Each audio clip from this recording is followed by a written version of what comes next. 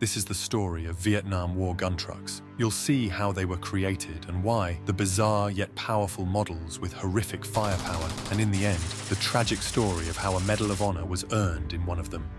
Let's begin. Late in the afternoon of September 2nd, 1967, 39 vehicles from the 8th Transportation Group left Pleiku, heading back to Quy Nhon.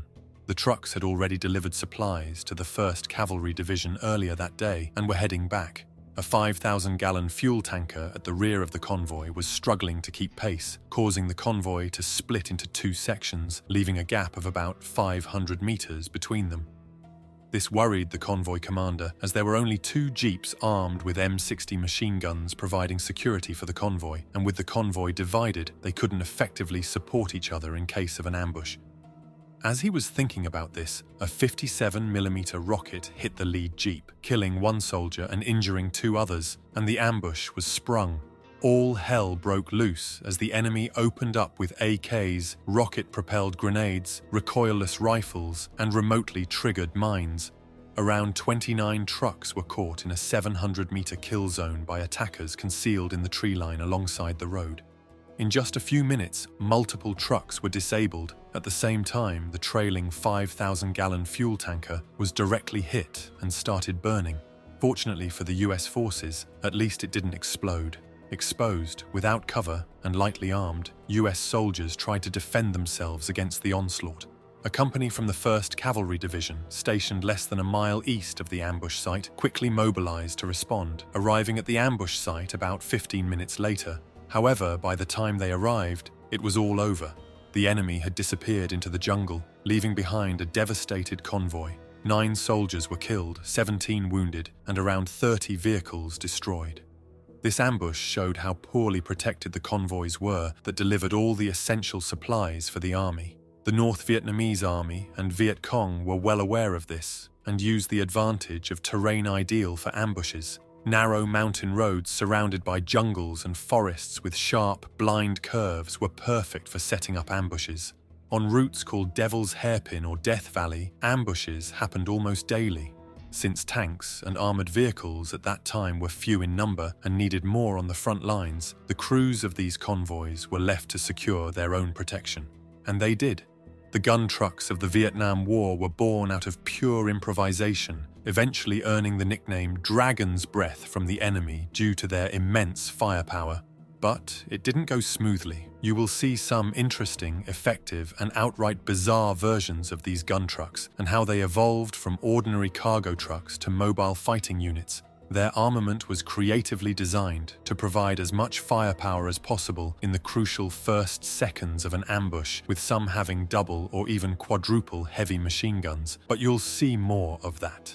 First, let's cover the armor, then the guns, and at the end, you'll hear the tragic story of how the Medal of Honor was earned in these trucks. The first step for the young US soldiers manning these trucks was to add armor to protect them from small arms fire and mines. They used whatever they could find in the field, and the first versions were 2.5-ton so-called deuce and a half M35 trucks armored with sandbags and plywood. This soon proved ineffective due to the great weight of sandbags, which got soaked and heavy during rain, overloading the truck, making it hard to maneuver and even causing breaking of axles. Then steel armor plates were welded on, and they proved a lot better, but the problem was that they were hard to find.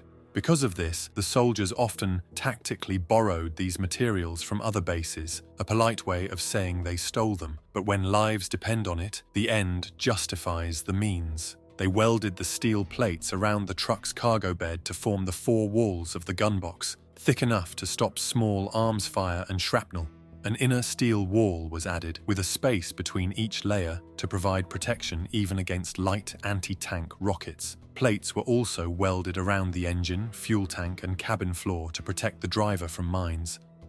Later, heavier M54 5-ton trucks or M51 dump trucks were used, which could carry more load, allowing them to be better armored and carry heavier weaponry.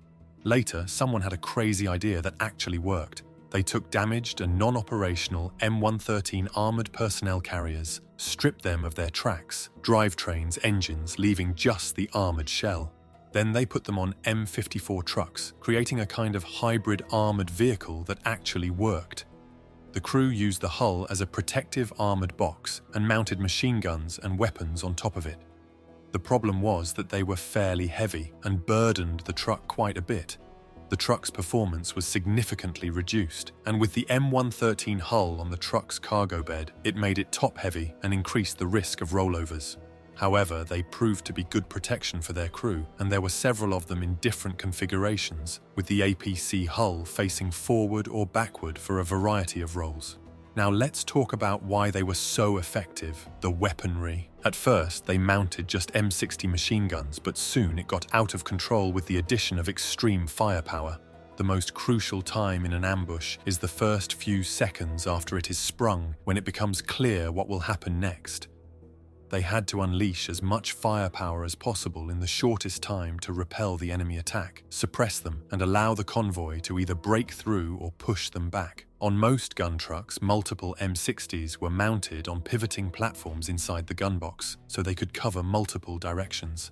Some trucks had double or even triple mounted machine guns to multiply their firing rate of around 600 rounds per minute. Then 50 caliber M2 machine guns were added for greater suppressive and stopping power. These were also seen in twin-mounted configurations, but the most intense setup was definitely the M45 Maxon quad-mount turret, which could hold 4 M2 machine guns. This quad 50 configuration could unleash a terrifying 2,000 rounds per minute, creating a wall of fire that could decimate enemy forces in the opening moments of an ambush. Another was the M134 minigun, rare but also an extremely effective weapon to have on your truck. Crews sometimes scavenged these weapons from downed helicopters and rigged them onto their trucks. One famous gun truck, Pure Hell, mounted a minigun without its electric motor and used a hand crank to operate it, almost exactly like the old Gatling guns of the Civil War era, regardless of how bizarre it looked. Trucks carried thousands of rounds of ammunition, and besides machine guns, M79 grenade launchers, M72 light anti-tank weapons, and plenty of grenades were carried. But that wasn't all. Gun trucks also carried so-called unauthorized weapons, most of them from World War II, which crews preferred over some of the newer firearms issued to them. Although older, these weapons were proven in combat and loved for their reliability and stopping power. BAR, Thompson submachine guns, M3 grease guns, and even M1 Grands and captured AK-47s could be found on gun trucks. The crews gave the trucks interesting names and were extremely closely connected with each other, as well as with their machines. Now, let's explain what their job looked like, and for the end, we have story of one terrifying mission for you. Gun trucks were strategically positioned at the front, middle, and rear of the convoy for the best protection. Crews didn't like escorting fuel tankers and ammunition trucks, as they posed an even greater danger if hit, but oftentimes that made up the majority of the convoy. By the way, the truck drivers of fuel tankers and ammo trucks should be mentioned for the extreme hazard of their job. As soon as the first shots of the ambush team were fired, gun trucks would immediately open up with everything they had. They provided a wall of fire, not just to protect themselves, but also actively trying to destroy the ambush group. In case of emergency, tanks and helicopters were dispatched to help the ambush convoy, but they often arrived too late, when the Viet Cong or North Vietnamese army had already vanished into the jungle. Then, the AC-47 spooky gunships could be called in to spray the jungle with their miniguns, but their effectiveness was unknown. The enemy used caves and terrain specifically prepared before the ambush, where they would retreat and hide. This was especially horrifying, as you expected an ambush at any moment after each bend in the road or from the tree lines right beside you. The US even used Agent Orange to spray trees beside roads to destroy concealment for ambush attack teams. Medal of Honor. On February 23, 1971, 2 fuel convoys were driving along Route 19.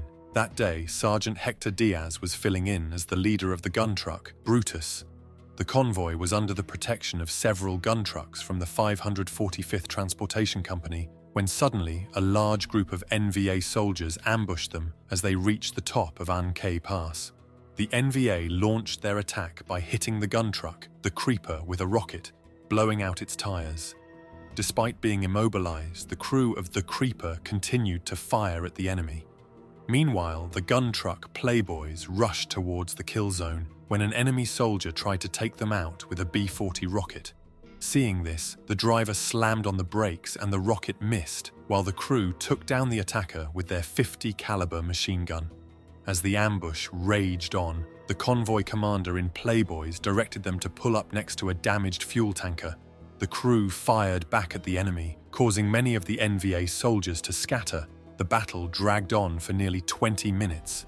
Down at the bottom of the pass, other gun trucks from the 359th Convoy, including Brutus, the Misfits, the Untouchable, and Lil Brutus, heard the call for help.